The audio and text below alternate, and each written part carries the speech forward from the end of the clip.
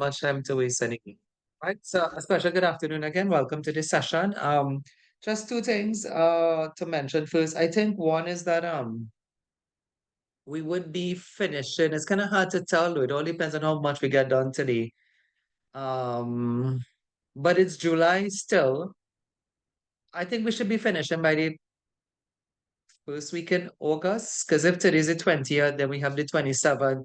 Today we on chapter 4, right? Today, well, there's a wrap up something in chapter 3, and then we on chapter 4.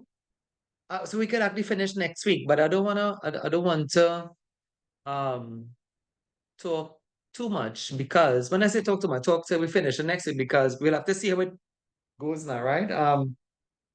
But if not next week, then the other week is when we'll be finishing, and then that I met some folks. That means that your exam will be uh typically exams for process safety is the last Wednesday of every month. Sorry, the third Wednesday of every month. Our neighbor should have to confirm that, right? So that's why sometimes if it have a holiday anywhere around there in the UK, it would probably be shifted. But I think the exam may be the 21st. We could be finished by the 4th. If by some chance we are delaying and it goes until the 11th, I don't see it though. If today is chapter 4 real short, right? And next week is chapter 4, we'll finish by next week, right? But let's say the 4th of August for the latest, right? The 4th of August for the latest. And of course, some of you all have paid off. So that means your exam fee is inside. If not, then with that in mind, and with the 4th in mind, then the fees would be due the 3rd, which is the the first Saturday in August. Let me just show you here, right? So the first Saturday in August would be the 3rd. And of course, fees are normally due the first Wednesday. I keep saying Wednesday, the first Saturday of every month, right? And that will coincide with the 3rd of August, which is when fees are normally due. But then that will be the exam fee as well as due on that day. And we should finish by the 4th. You'll have a couple of weeks off with your notes. And then the 21st would be the exam. Whether or not I am in Trinidad, remember this exam is conducted by NEBOSH itself. I should be wrong. I have some tentative jobs in and around Guyana and Grenada. I think somebody had a book in there, but it not book, right? It's just company had it's in the booking stages, right? But the thing is with the exam, remember, it's 24 hours wherever you are in the world, you can log on. And then once you log on, you have an hour and a half to do 40 questions. You have to get 24 correct to pass the exam, right? So without any further ado, let's make a start. You could review last week video that is on the group chat and is on YouTube as well. So let's make a start. I mean, it doesn't make sense to do a review if it's already there and you could review it anyway, right? So they're just about 3 simple things to finish here, and let's go to that one time. The first one is the effects of temperature and pressure. If you have your book, you can get it open a bit. The folks in Guyana, I think I have some of them here. I have Quinton. I didn't see Oliver coming as it, but whenever you listen to the recording, I should be back in Guyana the 30th of July. Yes, July. The same month. Like not next week, like the other week. Or not this week, because today is Sunday, based on how come the weekend, if you come the calendar week.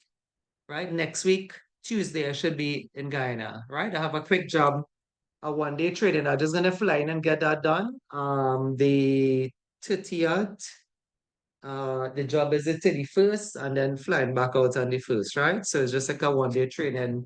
Apparently, a lot of those things are coming up now, which is good, right? But so for Quentin and Oliver, I should be back there uh next week, Tuesday.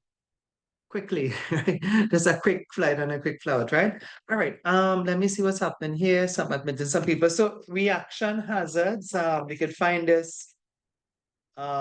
We did all electricity. We did a lot last week, right? Reaction hazards. We ended off with dangerous substances.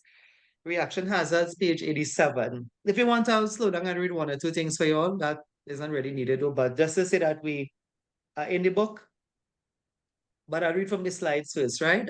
Again, you all know me, I would kind of stress on where you have an exam question, but a past paper question, because there's no guarantee of, a question, but they do repeat. So even though there's not a guarantee, there is some sort of comfort in knowing that things do repeat itself, right? So reaction rate is exponential to temperature and increases by a factor of 2 for every 10-degree rise in temperature. Cooling rate is linear to the rate of reaction. I'll explain all in a bit. Exothermic chemical reactions are those that give out heat energy. Endothermic reactions are those that absorb heat energy. It is essential to maintain the reaction temperature within a narrow band to prevent uncontrollable or runaway conditions from occurring. Um, hmm. Well, I mean, the exam question is there, but it has something more on the slide. Anyway, not everything is exam, right? So I'm going to explain something. So reaction rate is exponential to temperature. That, for those of us who, I guess if you did any sort of science subject in school, that's a phenomenon. That's something that has been found out by nature that reaction rate is exponential to that of temperature by a factor of 2 for every 10-degree rise, right? So that's why an exponential curve looks like this, right? Like if you put temperature on this side, let's put T there for temperature, and this one is reaction. That's what your book is doing.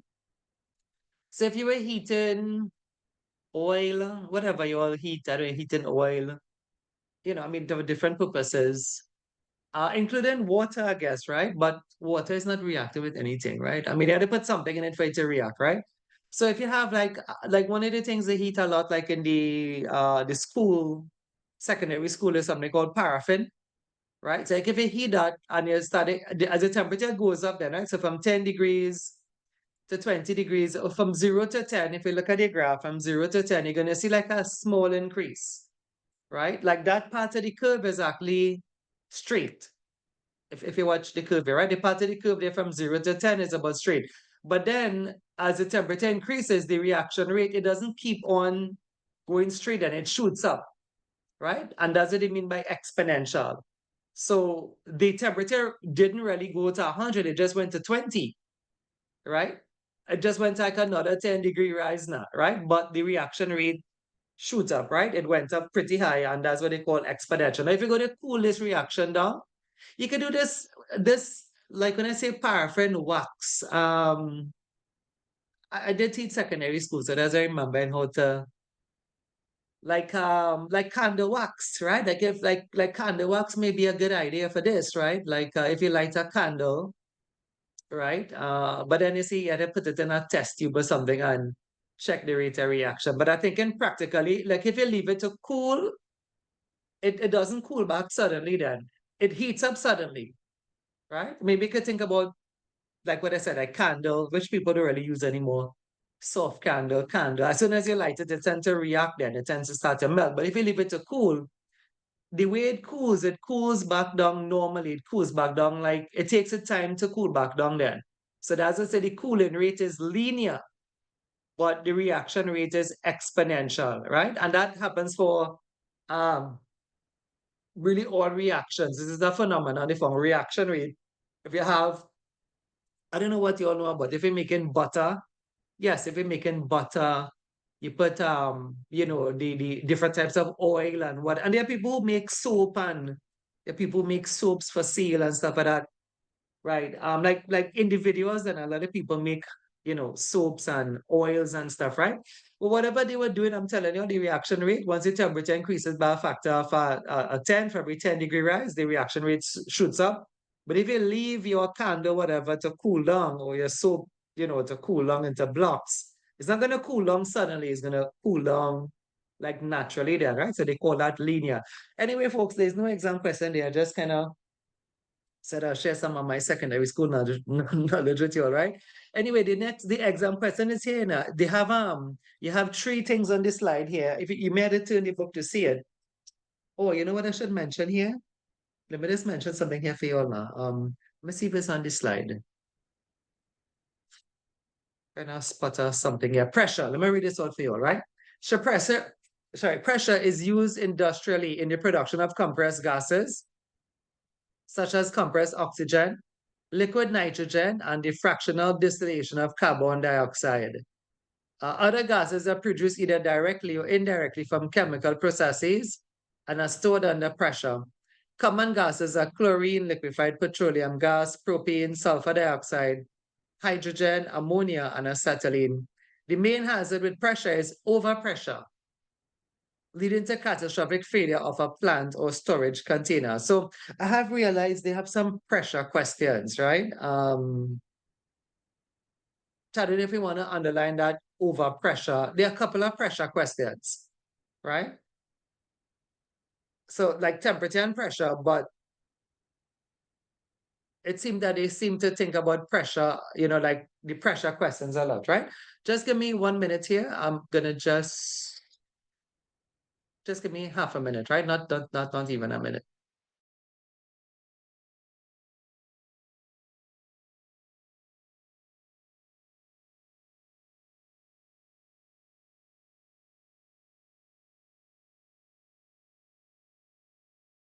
About 60 seconds, right? Yeah. All right. Yeah. So, um, yeah, that pressure question. I was thinking about another question.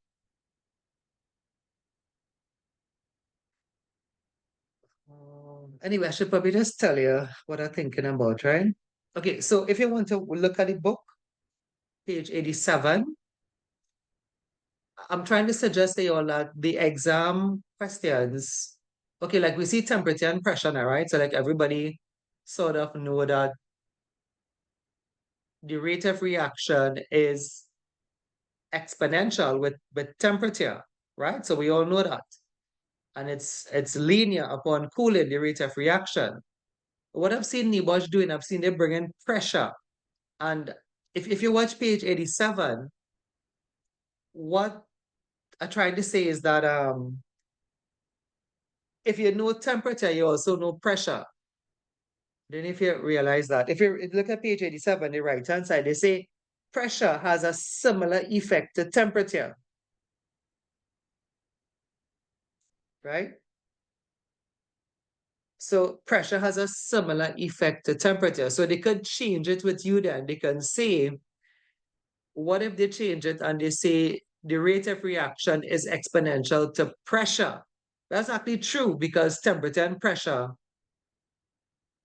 similar in reaction. In fact, there's actually a law for that, which I could mention to you. Um, but you could just remember that like if you know temperature, you also know pressure. The same for temperature, the same for pressure, right? So there's actually something in the world of, well, again, science. Well, this remember science just examines nature. So there's actually two laws called the Boyle's law, Boyle, Boyles. That's actually somebody's name, and Charles' law. And what it basically says, temperature is equivalent to pressure, right? The proper formula is P1 by T1 over P1 by V1, the pressure by temperature over volume, right?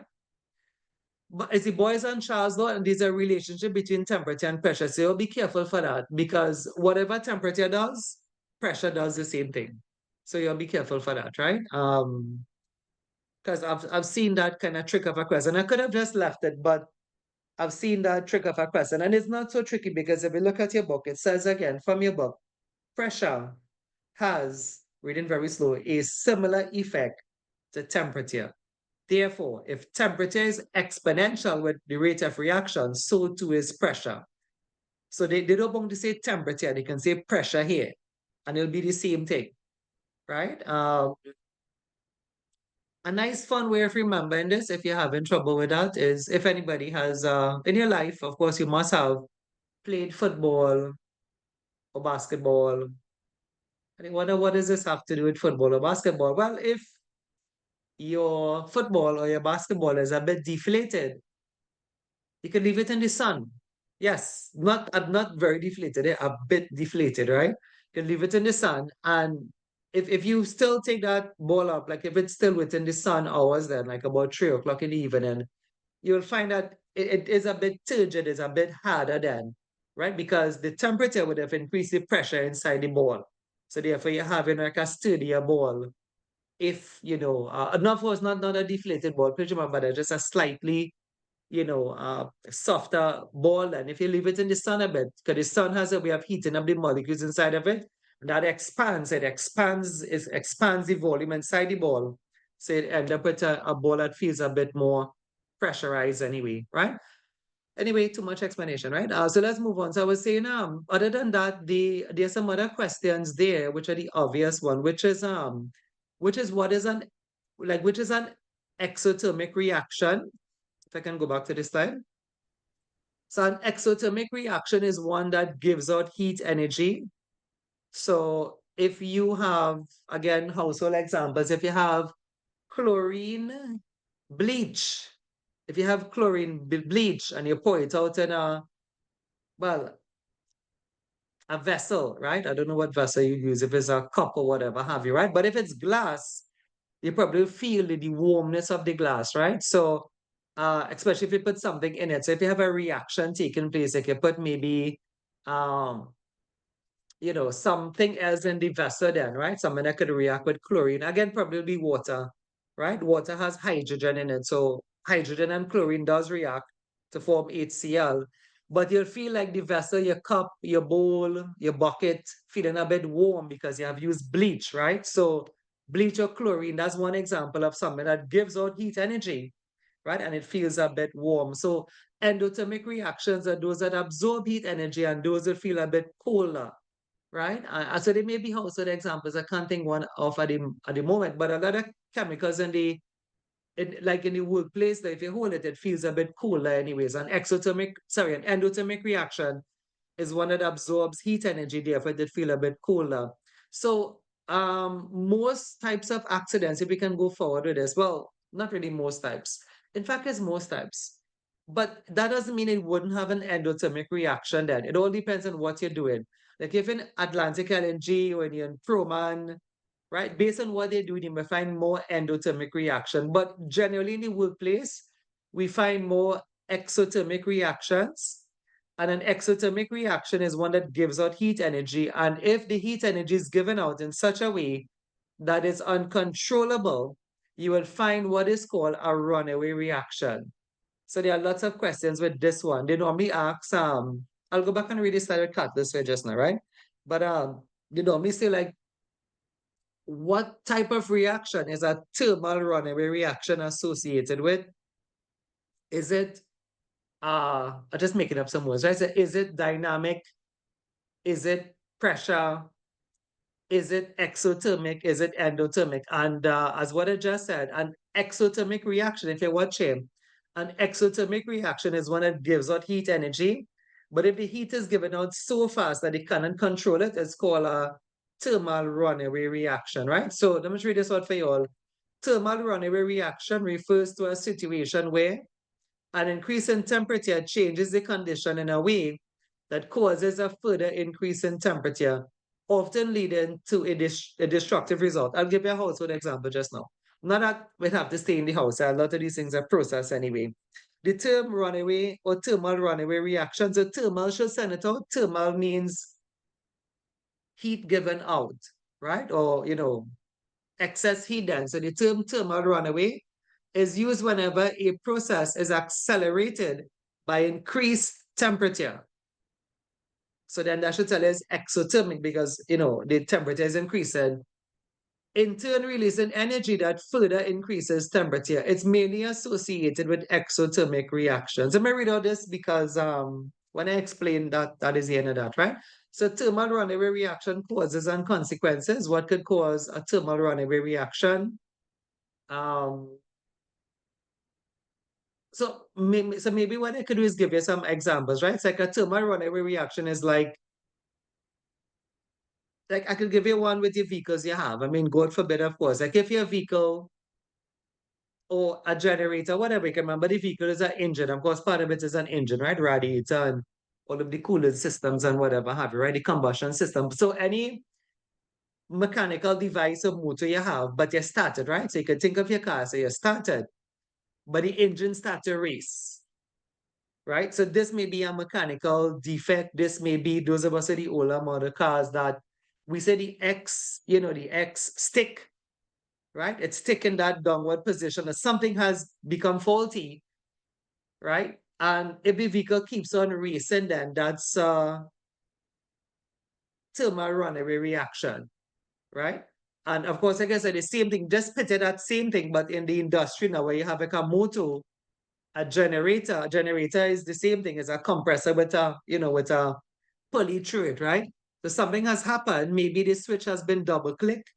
Somebody double tapped the switch by mistake. Maybe there's some kind of default. Maybe there is a mechanical failure, a mechanical defect, and the motor just keep on racing then. So you know the RPM of the motor that should be running, which is the revolutions per minute. That's something you could actually check how much times it revolves per minute, right? And so I actually used to do that, right? As I could tell you this, I used to do that for a particular pump in the oil field industry called a PCP pump, right? So you can check how much revolutions it make per minute. So you know how much it's supposed to make if it's making, 60, 30 seconds, not 30 seconds, sorry, 60 seconds in 1 minute. So you know it's supposed to make, let's say it's supposed to make 40 revolutions per minute. And right now it's making 140, right? So it's the things that run away, right? It's like you engage the switch, something is wrong with that motor, something is wrong with that, right? So what are the causes of that then, right? They say management failure, probably it wasn't like inspected, lack of organized operating procedures, 77% of thermal runaway reactions, poor maintenance of that system, that motor, that generator, lack of supervision, training, and inspection, failure in communication and proper handover. Maybe somebody saw something on a night shift. We actually did a handover already. Somebody noticed that maybe the generator was, overproducing or whatever it was, overrunning, and nobody said anything, right? Defective components, right? So those are the causes of thermal runaway reactions. What are the causes of them? You might have a loss from fire, loss of your contents. Of course, sometimes the contents may be disposable, right? But what if you were making soft drink? What if you were making juice, SM Jaleel? What if you were making, well, those of us, and of course you may have banks, DDL in Guyana. What if you're making a product then, right? And so you have your water, you have your sugar, you have your beer, you have your barley, whatever, right? But the temperature at which it's supposed to be has exceeded, right? You don't know why. The alarm has been going off, some mechanical failure has occurred. So loss of containment, I think is bad anyway, because if it's in the oil industry, you may end up having a spill. If it's in the manufacturing industry, because the temperature of your soft drink, right? The temperature of your banks, the temperature of your carib, of your stag, the temperature then would, of course, affect the taste of it, right? Something that goes up more than what it's supposed to be, it wouldn't taste the same way. So loss of containment, is a consequence of a thermal runaway reaction, right? Explosions can result, release of toxic substances or gases. It depends on what your industry is doing. Environmental disasters, loss of production, loss of life, loss of reputation. If, your product, has been, well, I guess it because of the accident, spill, whatever, maybe, customers doesn't, like they don't want to have anything to do with your business. Prosecutions and civil claims could occur from workers who may have been injured, or maybe their family members, in case, God forbid, that person dies, right? And I guess even from members of the community, right?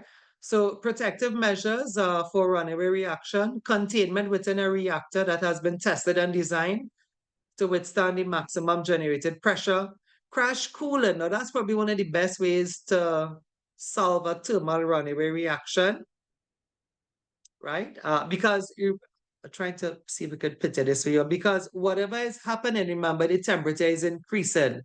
So I'll draw some bubbles here, right? So like, the temperature has been increasing in that cylinder, in that tank or whatever have you, right? So one of the ways to deal with it is they could crash cool it. What is crash cooling? The process operators then would just send the contents of this, they'd be like another vessel into like what they call a blow down drum. a blow down drum is going to take the contents of that. So you have to open a valve, maybe a remote valve. And inside of this, there will be like something, they'll dump it here. And inside here may have like a suppressant, right? Or a suppressant to be released in it. The suppressant could be good old-fashioned water, but the suppressant could be an inerting agent as well. Because the temperature is increasing, they are going to have to cool it. They are going to have to dump it. That's probably one of the best ways, I said, to get rid of an exothermic reaction. Coolants. I don't know if again that could be a passive idea. They could have other ways, but because fundamentally then an exothermic reaction, it has to do with increase in temperature. One of the best ways to deal with it is cooling. And I'll give you a household example now. You should write that down because remember it have more than one ways, right? And it's multiple choice. You see, what's the best way to deal with an exothermic reaction? Containment within a reactor, so that's A. Crash cooling, that's B. Drowning and quenching the reactor contents, C. D. Emergency venting. Out of the four, the best is going to be cooling. Because by nature, an exothermic reaction is an increase in temperature, an increase in heat. So one of the best ways to deal with that is to cool it down a bit, right? Let me give you that household example that we wish never happens, but it's good to know. So your propane tank at home is a classic example. There have been many stories and many articles written about the propane tank. Some have described it as the bomb you have at home. A lot of managers have been in Massey. A lot of managers have had mishaps with the propane tank, right? And so the propane tank is, well, LPG then, right? So inside of it is a liquid. If you shake it, you probably will hear that liquid, right? Long story short, when you open the nozzle, that liquid, because of the temperature change, goes back into a gas, right? And so therefore, when you put on your stove, the liquid in the tank converts to gas and goes back to your stove. And then you say, well, you put on the gas, light the stove, we put it on the gas, right? But if you have seen, I guess even on YouTube, I've seen it for myself. God forbid I said this example, right? That somebody's propane tank catches a fire. What do you do? Anybody knows what do you do? Well, I mean,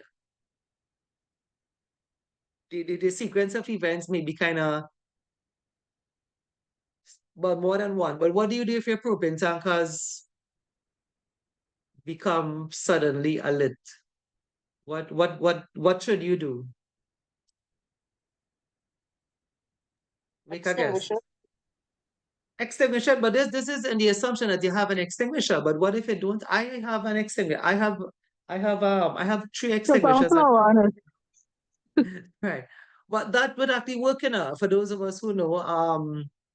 Yeah, if you have a powder, because extinguishing agents, I actually, folks, I mean, this is anyway, long story. I actually use all of those things that you were saying there, right? Yeah, if you have some flour could work. It depends on how hot. But let's say the tank has gotten so hot. So that's what a thermal runaway reaction is, right? Listen to what a thermal runaway reaction is. I'll try to describe it for you. A thermal runaway reaction is that, let's use the propane tank, is that the tank has become hot.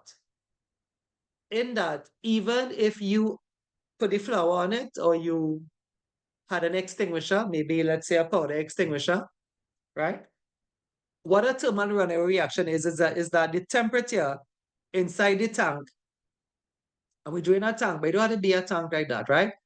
So the temperature in the vessel then has become so hot that even if you extinguish the fire, it already got the heat that it needed to keep on going. That's why they call it thermal runaway reaction. When you forget that, I'll say it again. A thermal runaway reaction, a household example is that if your tank has become a lit, right, just briefly, but it got the heat it needed, it's like a car going down a hill. Even if you extinguish the fire, the contents of the tank has begun to react already. So it's called a thermal runaway reaction. It got the energy it needed already. Even if you take off a bit of the fire, it got the heat it needed already. So it keep on going. So therefore, if you call the fire services, I was telling you, if your tank is on fire, you have to call the fire services. What they will advise you to do is start to throw water on it, start to cool it down. Talking from experience here, not my experience, my neighbor's experience.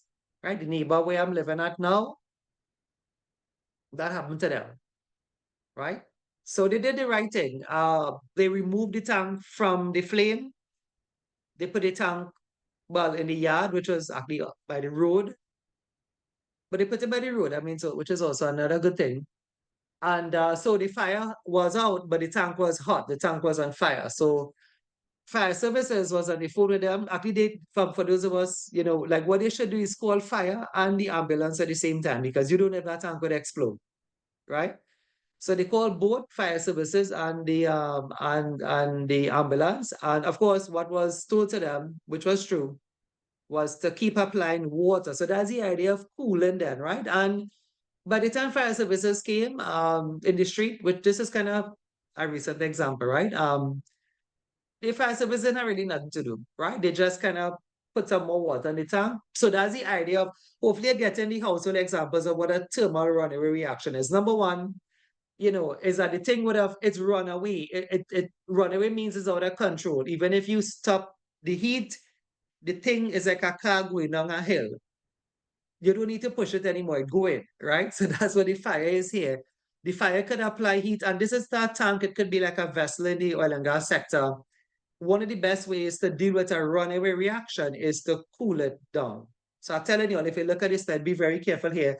All these answers are correct. But what is the best answer? Perhaps the best answer, because thermal runaway have to do with heat, the best answer is cooling down the vessel, whatever they tell you for the past paper. So more you think I'm finished there? I've mentioned cover with a wet cloth and release the pressure. Definitely not there, Quentin, right? May not, that's just something that they don't want to do, right? You want to cool that thing down to bring it back down into the neutral condition of it then, right? And again, this may be if you say cool it to wet cover it a wet cloth and release the pressure. That's really not for any household citizen. That may be for something that like maybe the owners of the gas tank then, right? I don't know what is the company in Guyana, but that's something like they may want to do now to discharge the tank. Like if you turn in that defective tank, the company may do that, right? The company itself may do that now to mediate that tank or if to destroy that tank, right? I don't think that's something there for the household citizen, to do anyway. And the same for the companies. If some chamber has been heated up, if some pipeline has been heated up, the immediate response of the technicians is to cool it down and then change, the pipeline to check the integrity of it. That may be for some specialist contractor to look at anyway. All right, I'm taking this up. Please remember, look, I have it here on the slide that is there for exam. And we could move on, right? So I don't think there's anything else I need to tell you. In that, I told you what a runaway reaction was. I told you the effect of it, and I told you how to cool it down, which is the best way. The next thing, if you turn the page, you'll see so you see thermal runaway reaction, page 88 and stuff, right? And if you turn out of that, you'll see the ways to prevent it: containment, crash cooling, drowning the reaction content, emergency venting, right? So the next big thing is bulk storage operation. This is actually the last one. This is actually the last one, I think, and chapter 3 is actually finished, right? Still looking at the time though. So let's go a little bit fast with this.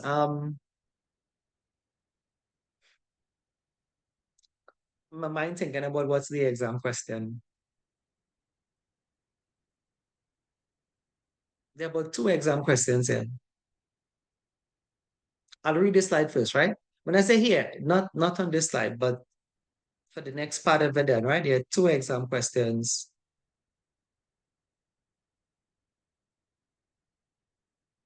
Yeah, I'll read a little bit and I'll just tell you, right? Because the reading itself is simple. So we have here, so bulk storage operation regulated by COSH 2005, together with other relevant legislation. I could think of other legislation like DISA and COMA and stuff, right? But just following off from here.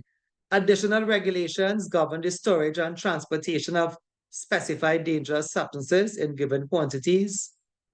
Storage operation can give rise to fire and explosion hazards. can give rise to toxic environment, dangerous atmospheres. Hazards and risk of bulk storage operation, overfilling, effect of vacuum, pressure, vacuum vents allow the pressure within the tank to remain equal to the external atmospheric pressure. Hazards and risk of bulk storage operation, overloading the foundations and failure mode of tank shells and associated pipework. Creep, this is creep in the metal they're talking about. So when they say creep, there's creep is if you empty the tank, huge tanks, you fill back the tank, you empty the tank, you fill back the tank. Creep, a tank has joinings on it, like metal joinings. A tank has bolts on it, like a bolt, B-O-L-T, right? So if you are opening the tank door for contractors to go in to clean, creep is like the metal tend to expand then, right? Sometimes if you put different things in that tank, oil is hot, oil is warm then, oil is not cool, right? Oil is warm. It may cause the metal to expand. That may loosen joinings and bolts and whatever have you, right? Stress on the material, thermal shock and brittle fracture. Well, thermal shock is that difference in temperature. Like if you are putting oil into a tank and then you bleed in the tank, which means you drain out the tank, and then you put water and you put oil again, right? So the difference in temperature could result in thermal shock. Tanks do not really fail by brittle fracture, as far as I know. Brittle is meant, unless if you have a glass tank or a ceramic type tank, right? But in the oil and gas sector, really, we are talking about here metal tanks, and metal tanks don't fail by brittle fracture, right? More ceramic and glasses and glass, right, tends to fail by brittle fracture anyway, right? Siting of tanks, you must consider store the tanks outside within a 2-meter fence on a secured compound. Consider the flooding potential where you have your tanks. By the way, if anybody work in the oil and gas field here, we have a phrase we refer to as a collection of tanks. Anybody knows that phrase? What is the phrase they use to represent a collection of tanks? Tank farm. Tank farm. There's also another word they use. So tank farm is correct. But a tank farm is more tanks. A tank farm is like all the tanks. But if you have like 5 tanks, 6 tanks, 7 tanks, 8 tanks, anybody know there's a phrase they use for that? But not that you have to know, but what I'm saying is like when you drive to the oil field in Trinidad and possibly Guyana soon, but Guyana is kind of offshore, you are going to see a series of tanks, right? So not every 5 tanks is a tank farm. There's actually something called a tank battery, right? Like a battery. Well, I don't have any here, but they call it a tank battery. And from the tank battery, the oil and whatever is pumped or transported to your larger storage station, which are your tank farm. So you all are correct, right? But if you drive anywhere, those of us in Trinidad, you drive through Point Forte and you take one of the field roads, if you all know what I'm talking about, right? To come out, you actually come out Santa Flora. Of course, for those in Guyana, Santa Flora is actually a part in Trinidad as well, right? But you can take what is called the field road. Field road, F-I-E-L-D, because there's a lot of oil wells in Trinidad. It looks like Texas, right? A lot of tanks, tank batteries is what you call them. And even if you drive through Faizabad, if you take the field road again from Faizabad to actually come out Santa Flora again, right? You'd see what I'm talking about. But not every 10 tanks you see is a tank farm. What you're looking at is something called a tank battery, right? Anyway, the point of this story was that you have to consider where they are at. Like, is the area, could it be flooded? Right? The flooding potential, wind, lightning. So tanks normally have like a lightning rod on them because you don't want to have a tank full of oil and then a lightning strike that and creates, like a fire, which would lead to a massive explosion. So what are the fire precautions on storage tanks? Like I said, maybe lightning protection, but a lot of them, they have something we're coming up to just now, something called a bond, a B-U-N-D, right?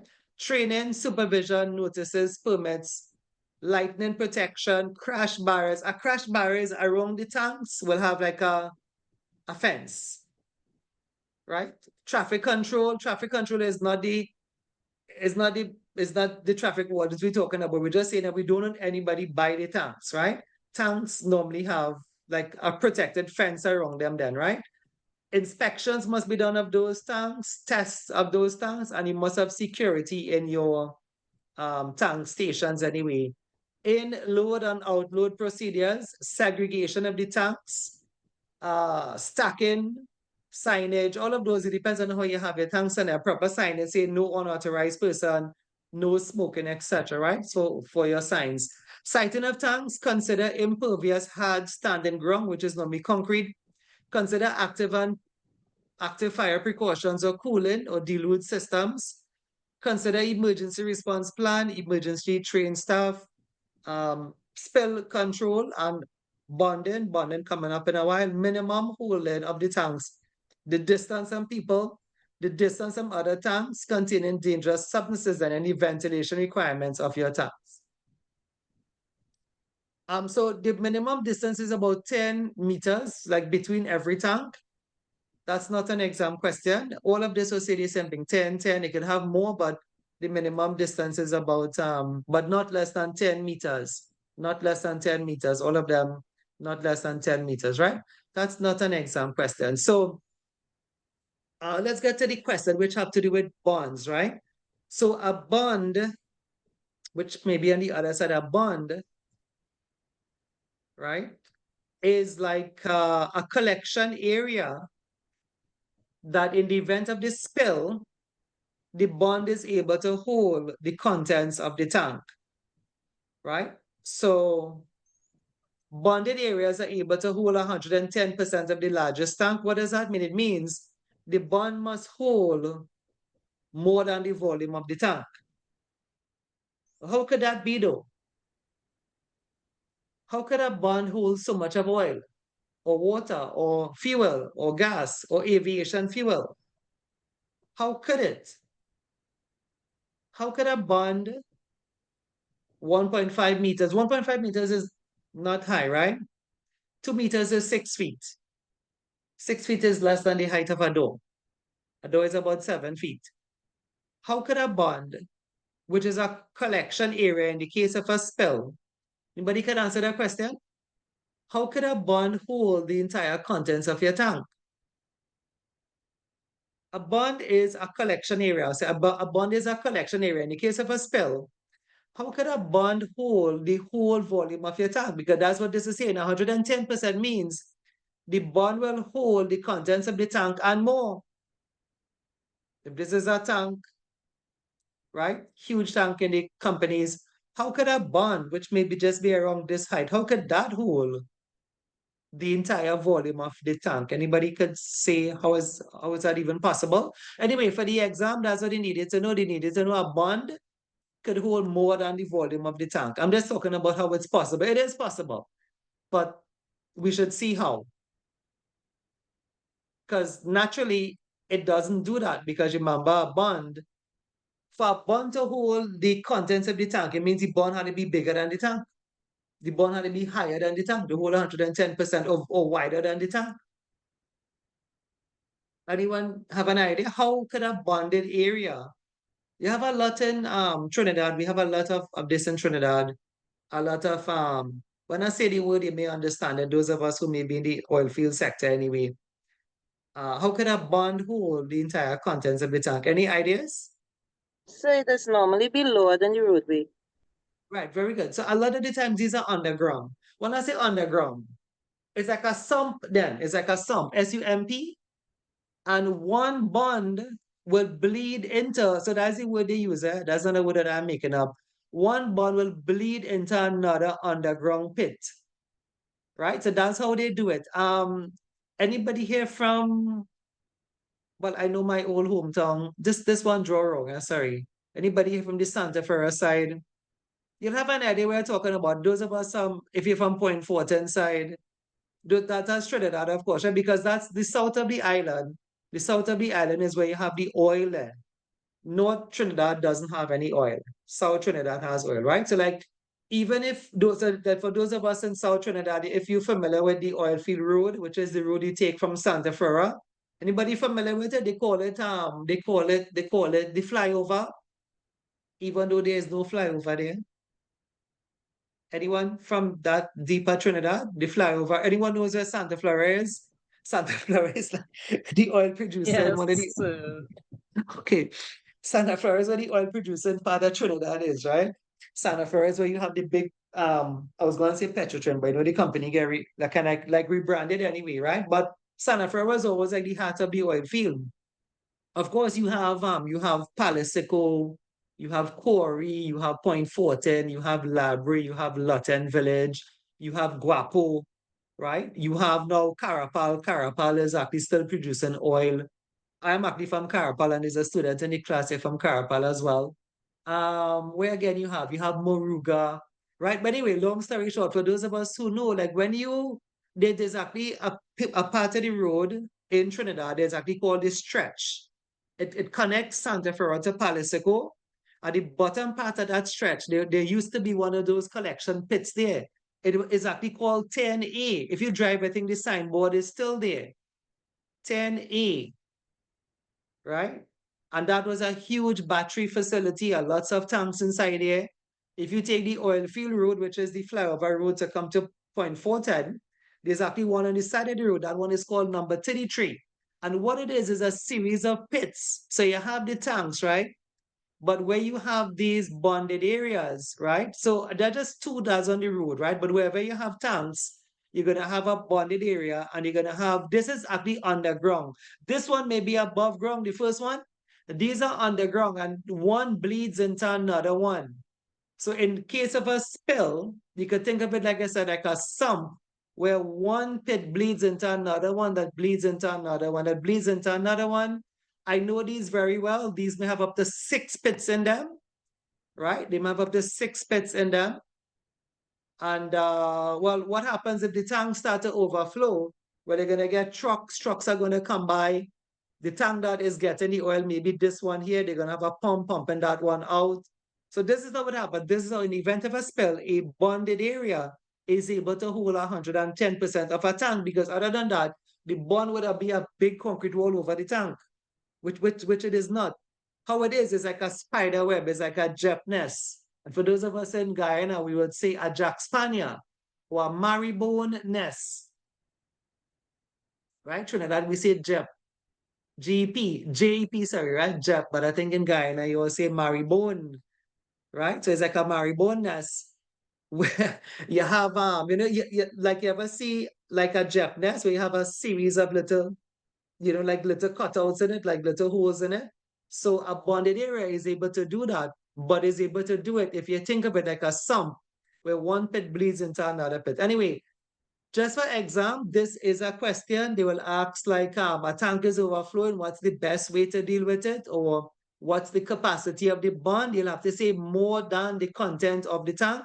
And in some cases, if they give you, say 110%, the bond and the area is able to hold all the fuel in that tank, right?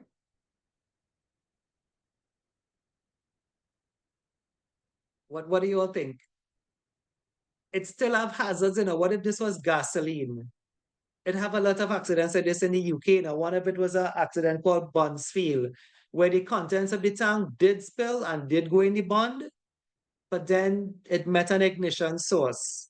Nobody knows what that source was. If somebody was smoking, it was December. It's kind of cool in England. This is in England, December, right? A lot of people smoke across there. Who knows what it was? But the thing went in the bond, but it was gasoline then.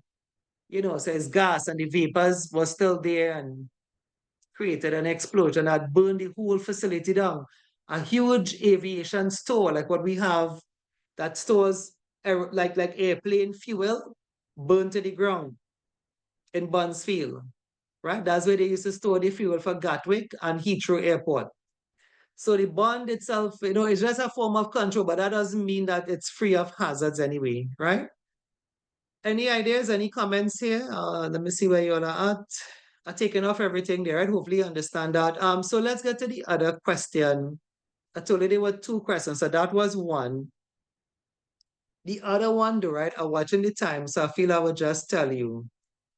I wouldn't read because, reading is not explanation. I had to come and explain anyway. So I might as well just tell you, right? So if you have your book, you could turn a couple of pages forward,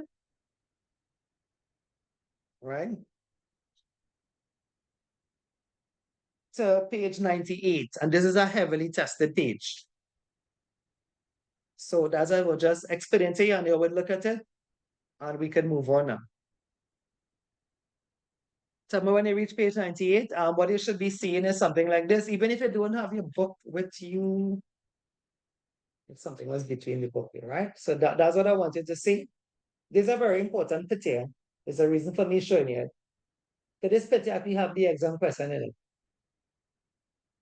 This picture have the exam question in it. What are you all seeing there? What are you all seeing in this picture? The tank is on what? What did you all see in that Fire. picture? Yeah, the tank is on fire.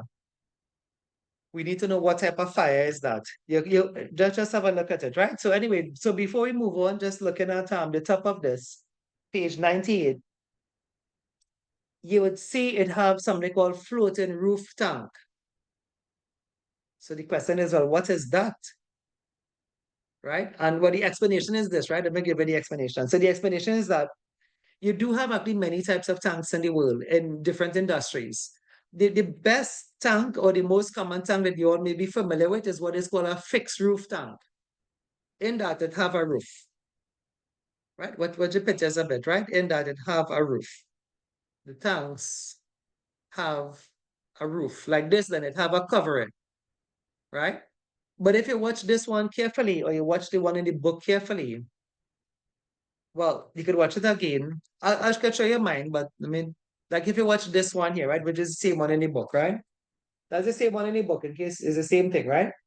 Like what you notice in this is that, but where's the roof?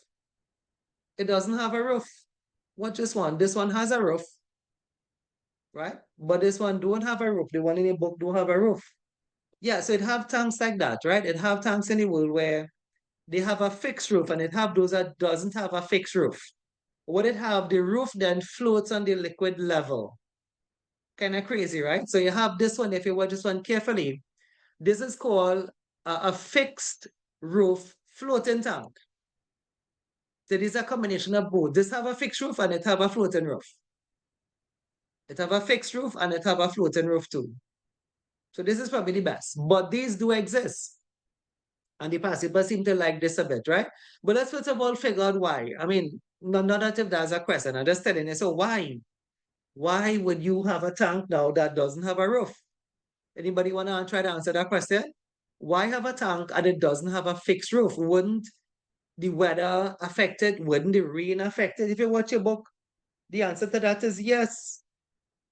Page 99, the weather does affect it, sinking the roof, the elements of rainfall, storms would affect that and put you in a disastrous situation. But why even bother? Why even bother have a tank without a fixed roof? Anyone want to care to speculate? Why have a tank? Just try to guess. Why you have a tank without a fixed roof? Why? Anybody? So these types of tanks are found in the aviation industry, like where they store airplane fuel, the aviation industry, the gas industry. Anybody had an answer for it? Why have a roof that floats on the liquid level? I'll put it like here. Why have a roof that floats on the liquid level? Why bother do that? Why not just put a fixed roof to the tank? Anyone care to speculate? Nobody. Y'all alive, y'all out there? 17 of y'all. All right. Maybe you could read your book and thing before class, right? So with a fixed roof, right? With a fixed roof, I'll probably draw it on this. With a fixed roof, there remains something. I should have drawn that probably bigger. With a fixed roof, there remains something in the tanks then, right? That you already don't want, which is oxygen. Especially if you're storing aviation fuel, right? If you're storing aviation fuel for the airplane industry, the fuel level may reach here, but then all up here is just space. And space would actually attract oxygen. And anybody knows what's wrong with that? The elements needed for fire, this is chapter 4, we come into this now, is heat, oxygen, and fuel. So if your aviation fuel is already warm and is already fuel itself, then all it's missing is just oxygen and you can have a fire. So what they do, they try to get rid of that extra headspace there by having a roof like this one here resting on the liquid level. So there's no space for oxygen then. The best thing to do, of course, is to put a fixed roof as well, as how my picture had it. But that doesn't mean that this tank doesn't exist. And I did say Nibosh does like this type of tank, right? So this roof, you all following still, everybody? Say yes, say no, say something. Yes. Okay, so what they do, if you watch this one carefully, now I draw mine like this, I draw it like this way, they see something, right? This thing they have on top here could be fitted into the tank. So the welders will weld the tank, and then you call a supplier for like a floating roof, and they come and they will fit this into your tank, right? So this is like I guess if you ever change anything in your car or you change anything at home with a column in it, this thing is fitted into there, right? So what I'm saying is that here now, the space here will have what is called a seal. So if you have a car, you know what I'm talking about. Like the seal, the engine mount then may have to change because that's rubber. So between the roof and the tank is like a seal, is like a rubber seal, right? And so there's a reason for talking about this one. And this is one I tell you that they like. So what happens, oh, that will fit nicely there. The rubber seal will fit nicely there when this thing is new. But like everything else, like a vessel, those of us who deal with valves and stuff, there's a seal inside there, right? Even your engines, there's a seal inside there. So with time, though, they say that seal may become worn. And if it becomes worn, then it will result in a space. And that space now could actually be where you have oxygen. Remember, you're trying to prevent that, right? You're trying to prevent the oxygen by resting this roof on the fuel level. But if the seals are defective, if the seals are worn, you can have a space now between the tank metal and the fitting of that roof. And that's why this diagram comes in here. If you watch it carefully, the fire that has started here didn't start in the center of the tank. Where does that fire start?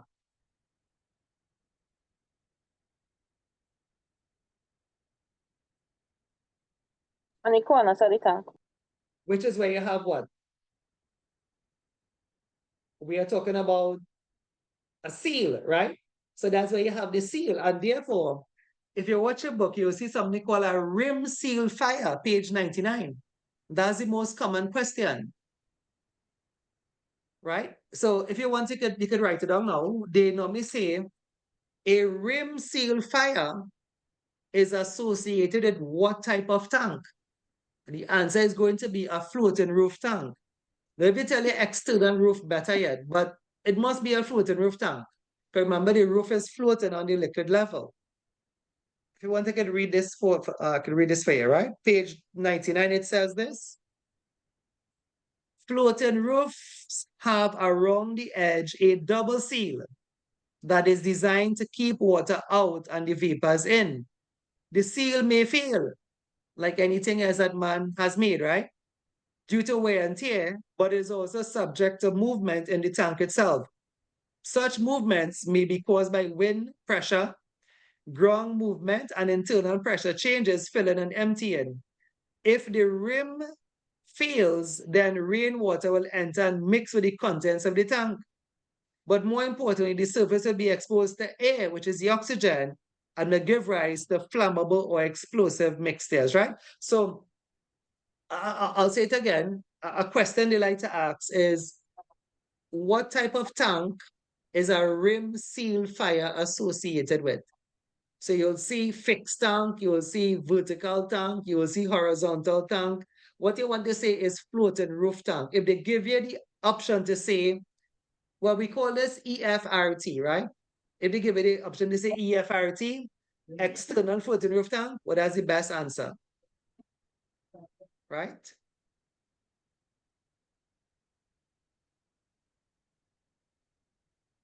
external footing with tank. I actually have a video of it, but I don't know if all I want to see it.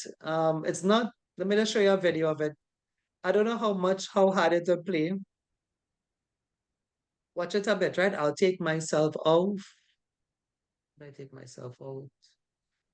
Let me take off my video.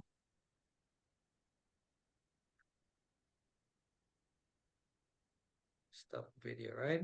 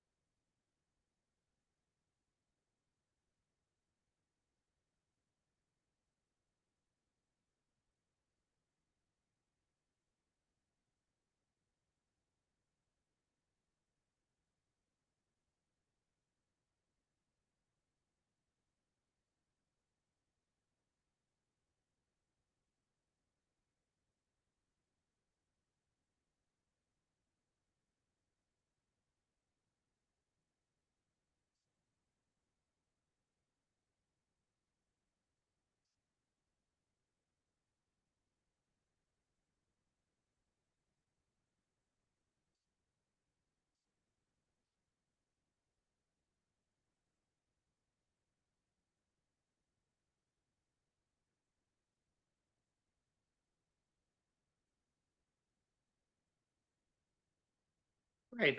So that's about that. All right. So you had a visual of it there. Hopefully, let me just see where we are at here now back. So, um, like I said, I think that is the past paper there. I don't,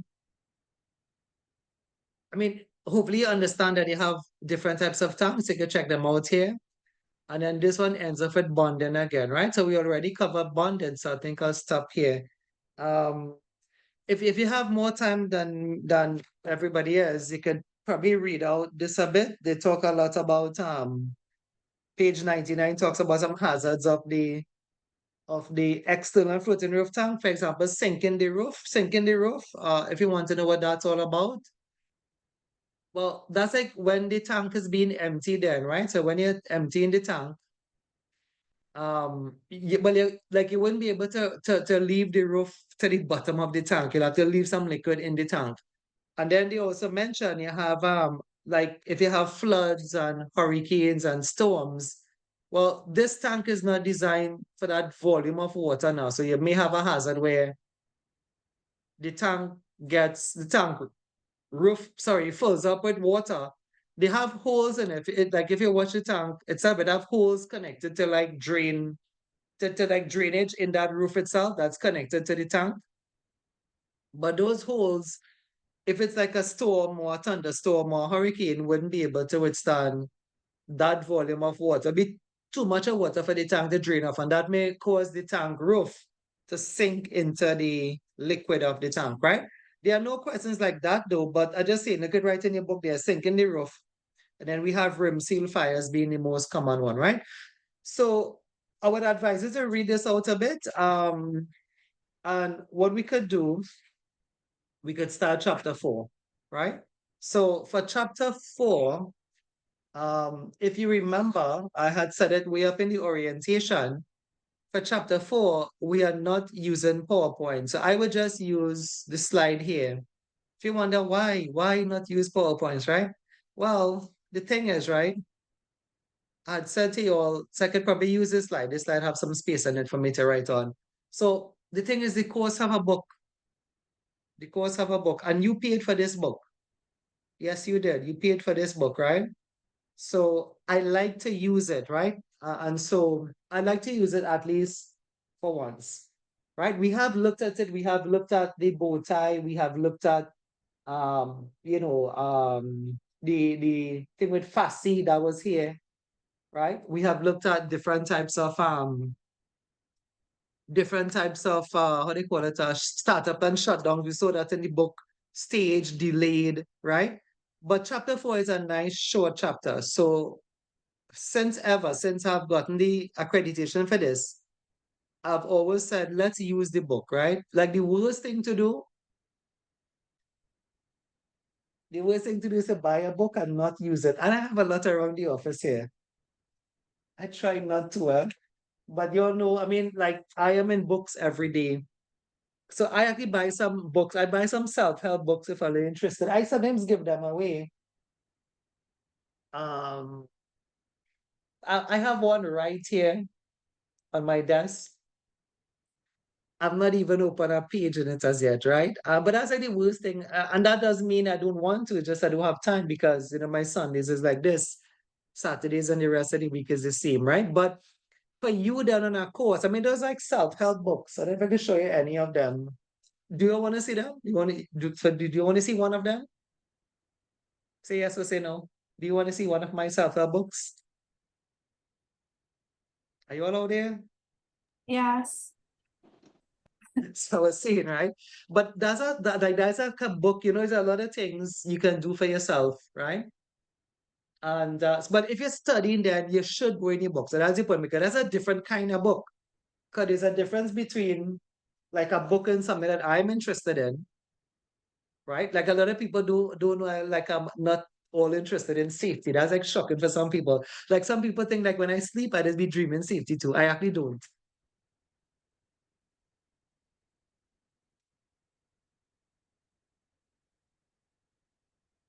Don't laugh, eh? But like the point is that everybody, you yourself, you are working in safety. That doesn't mean every book you read will be a safety book, right? So I actually have some really nice books. I've not opened one page in this one. It looks like a Bible, eh? I know we tell people this is the Bible, but this is a classic book. I've heard a lot about it on YouTube and I ordered it. It's a work by somebody called Napoleon Hill. He's a very famous author, and the name of it is Think and Grow Rich. But you can see this is a seal on it, right? I've not opened a page in this book as yet.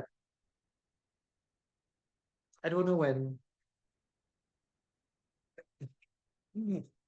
I would not trade that book, right? From what I've seen, people are saying that book, that book, like they would trade a lot of books, but they wouldn't trade that book, right? Think and Grow Rich by Napoleon Hill. A nice, sort of I guess something other than there's a lot of books I have here, and there's actually one on the other table there, trying to show you all of them. But the point is I'm trying to say now is that if you have a book, right, that you paid for, we should use it now, right? And what I've realized is like when the teacher don't use a book, the students don't use it. For that reason, we are using the book for chapter 4, right? So you can't say, because this book is $400, isn't it? Yeah, you paid for this book. You paid for this book. This book is $400 right? So let's use it, right? So the first thing we're gonna see now, so I don't give PowerPoint to the 4th chapter because we use the book. So, but I'll make notes here for you all if you all want, right? So if you open the book, if you don't have it, I'll kind of summarize it on the slide. So the first thing you see if you have the book is something called the fire triangle, right? And while that may not be a question, because I think it's too easy, well, that's what they have in the book, right? So that's what I draw here. So who am I to say is not a question? Who am I to say is not a question, right? So they have what is called a fire triangle if you all don't know it. And if you have your book, fine. If you don't have it, you can write it down. There are 3 elements they say that is needed to start a fire. We have heat, we have oxygen, and we have fuel.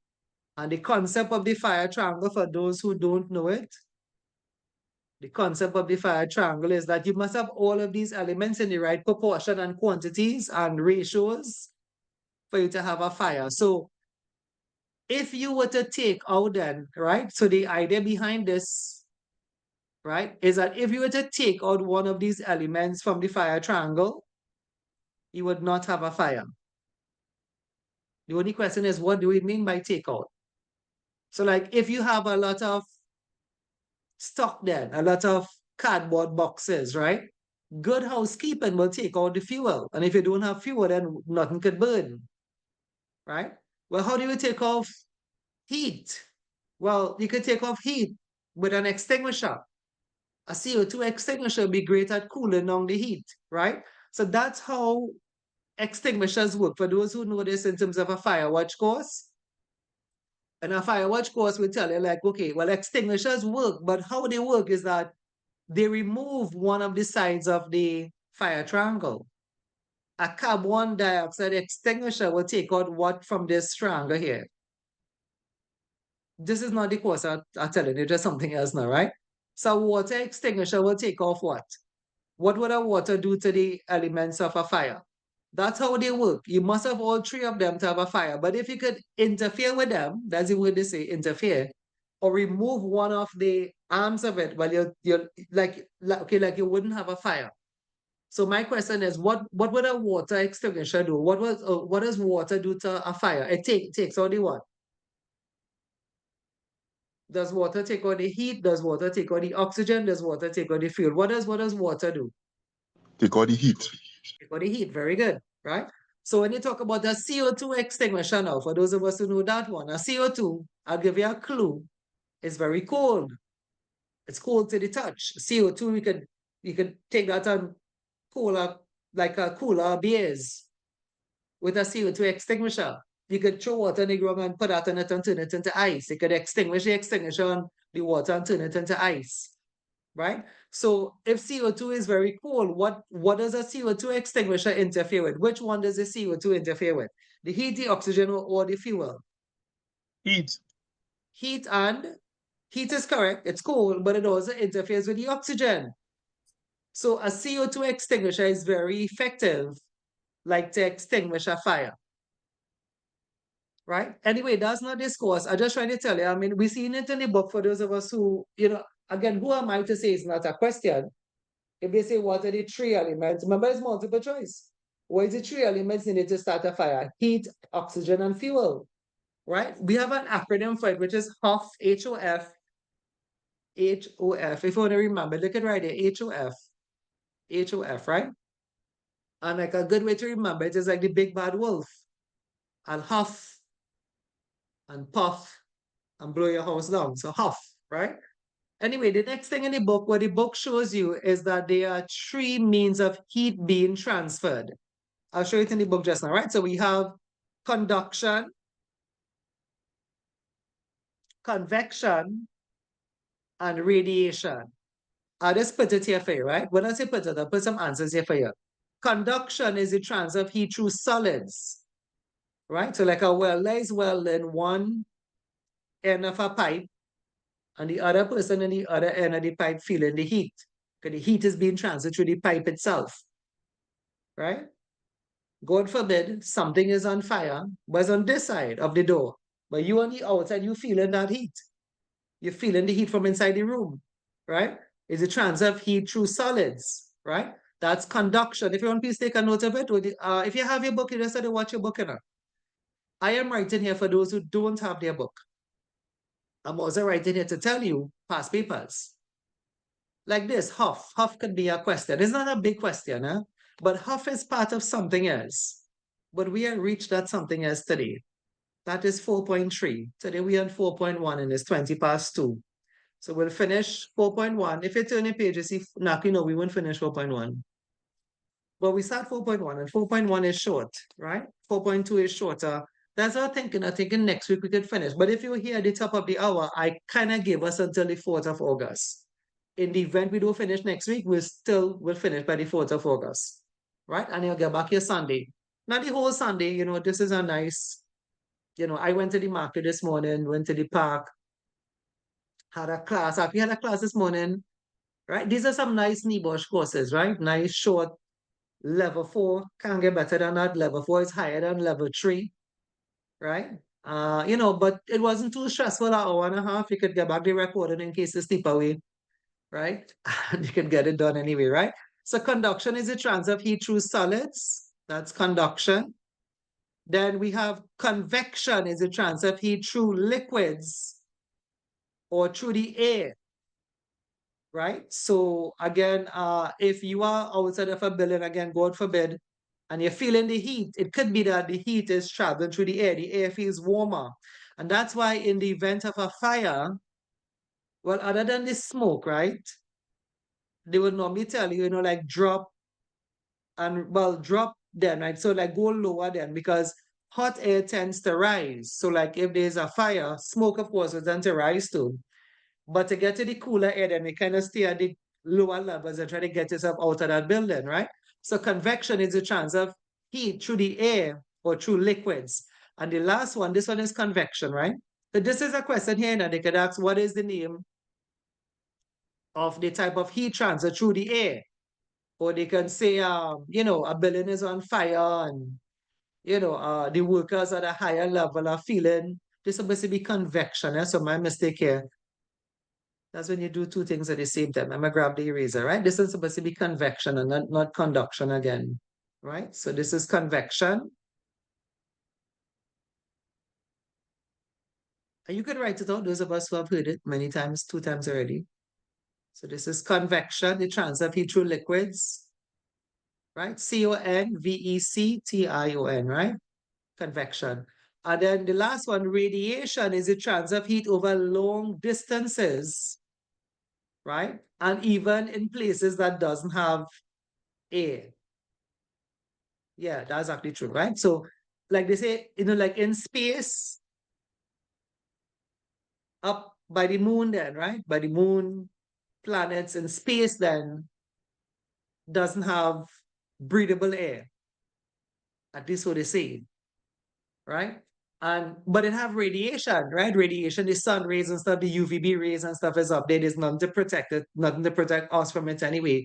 So radiation exists over long distances and in space, right? So if by chance to, like maybe you have anybody ever been here? I'm talking to, well, I mean, I don't think Guyana, I've never come across that in Guyana, but in certain parts of the world, right, they have what is called a bonfire. You ever hear about a bonfire? A bonfire? You know what a bonfire is? Yeah, you heard about a bonfire, right? A beach bonfire. Anyway, it's very popular in places around the world. Bonfires are very popular in England, In Tobago too. Yes, bonfires are. I was going to say that, but I waiting for you all to say it as on Thursday in Castara. Like you Correct? went already. Of course, Thursday in Castara. If you don't even know where Castara is, Castara one of the better beaches in Tobago anyway. Secluded, nice beach, fishing village, nice people, right? Thursday night.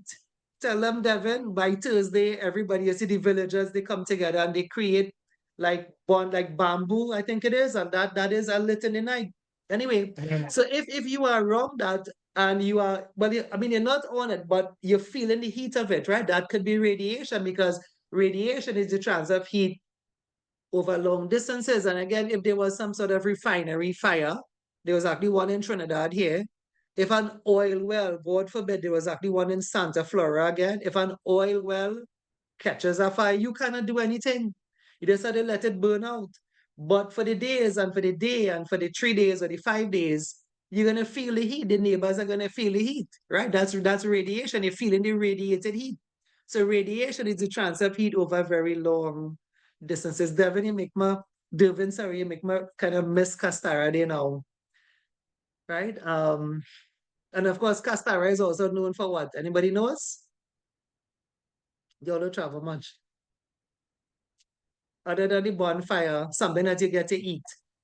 Fish. But something else. Castara has what? Castara has a dirt No, the dirt oven. dirt oven bakery that sells. I think only on a Thursday too. I don't know if it was only on a Thursday, but you can order and everything is baked on a dirt oven. They do it there. I think sometimes I've seen, I think the ministry kind of put a stop to it. And I think sometimes, no, actually they're still baking there. They're still baking there. They're still baking on the beach, but I think they have to prepare it under more hygienic conditions now, right? But up the Lady Young have the taste of Tobago. Yeah, Was very it the good. same dirt oven bread and stuff? Yeah. And I have Rennie here from Lucero. Lucero, for those of us who don't know, it's a far beach. From Lucero, you can actually see Venezuela. From Cedros too, you could see Venezuela as well. But there are dirt ovens in Rancho Cromado. If you're all familiar with some of the Parang songs, Rancho Cromado has made it to some of those famous Parang music we have in Trinidad here for Christmas. Anyway, the point is, you have sources of heat anyway. Let's get back to the thing, right? All right, let's move on. 23 minutes past. Let me see, the most I could do again is to talk about, if you watch page 107, now we had already covered something like this, is that all chemicals have what is called a lower flammability limit and an upper flammability limit. I can draw that right here for you. And we can use the same gas tank home. Yes, because it's actually in the book. If you turn the pages over to the book, they actually have propane. They have propane tank there. They have propane, page 108. They have propane, right? And the lower flammability limit for propane, seeing 2.5. So I'll put 2.5 here. That's the lower flammability limit for propane. That is the lowest concentration at which you'll have a fire. And they have the upper flammability limit, which is 9.5. So all gases known to man, they have a lower, I'll put here LEL, a lower explosive limit. That's what it, if you read on, they actually replace the word flammable with the word explosion. Watch page 107. Page 107. Even if the topic is lower flammability limit, they replace the F with an E. Watch for yourself and you can read it for yourself, right? So the proper term is LEL, lower explosion limit, and here you have the upper explosion limit. But the point is, if you all remember this, we did something like this already. The point is this, they'll ask you like, where is safe? They could give you something like this. They would say propane, I'm just using propane here, right? I'm using this, somebody don't want to be propane, could be whichever one that they choose, right? They'll say propane has a lower flammability limit of 2.5 and an upper flammability limit of 9.5. Let me just make up a question here for you. Which is it safe, or where is it safe to operate from? So I'm making up a question here, right? A, B, C, D. And I don't know if we did one of this already, but it was under the safe operating envelope, right? So where is safe? Which of these concentrations, if you were the safety and you measure for propane in the air, which of these would have been safe, right? Is it 2.5? Is it 9.5? Which of these is safe? What is the best concentration to work at of propane in the air, right? So the answers I've created here is 2.5, 9.5, 2, and 20. What is the safest concentration to work at? What the flammability range represent? This is where you'll have a fire. This is where you'll have an explosion. If you're within this range, well, you could dead.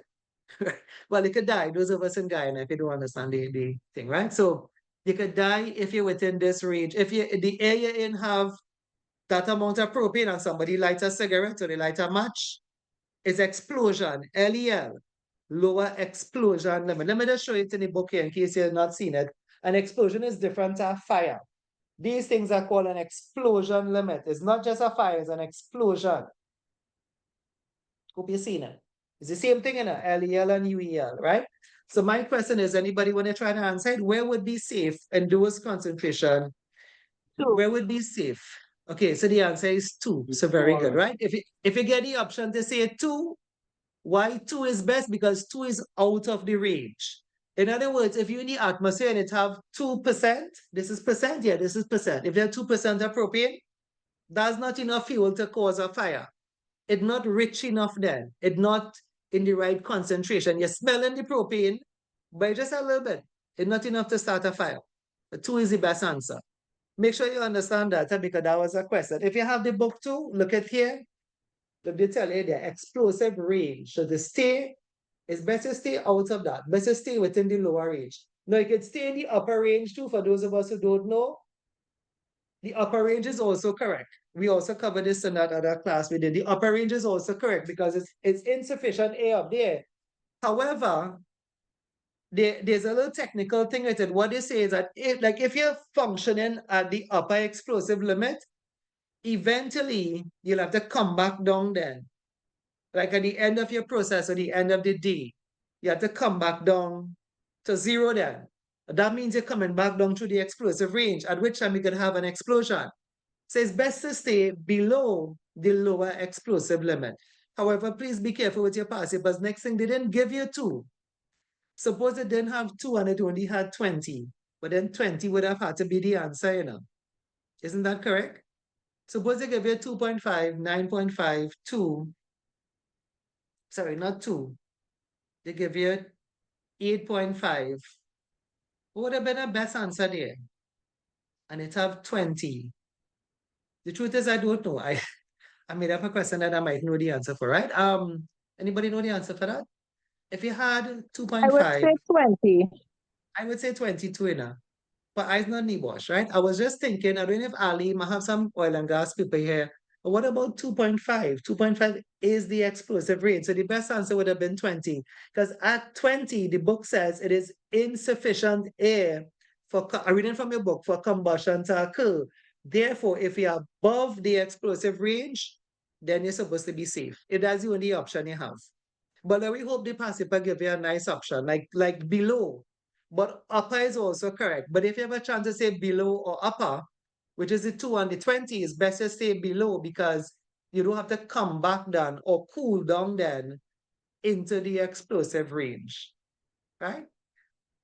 That's a wrap for today. I think next week we'll come very close to finishing. Like if I don't talk about passivers, we'll finish on it. But you know, at the end of the day, it's not just it have an exam now. Like if it didn't have an exam, it have some NEBOSH courses don't have any exam in it. It have the risk assessment doesn't have an exam.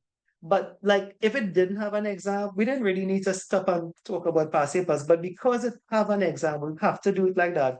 And that is often what takes up the time. If it was straight teaching, we're gonna finish already. But we had a pause because at the end of the day, it's you and NEBOSH to face off with some questions and you want to pass the course anyway, right? Of course, kind of happy we are coming to the end. You all could get back your Sunday and I could get back my Sunday too, right? Let me just get a ruler here and I would like the rule is out of space now, so I make an extra column in the register.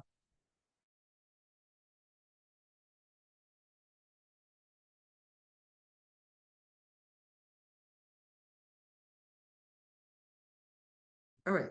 So we have had 4, 5, 6, 7. Yeah, about 7 or 8 sessions. I mean, the participants do kind of throw it a bit more, but I'm saying I think next week we could finish. Right? And if by chance we are finished, we just leave it out like 2 pages for the other week. The other week then, which is the 4th of August, if we do anything, we can probably do all the past paper then, right? I know some of you all did it. I still have it to correct, right? We can probably do all to pass paper or something in the live itself, right? Let me stop the recording.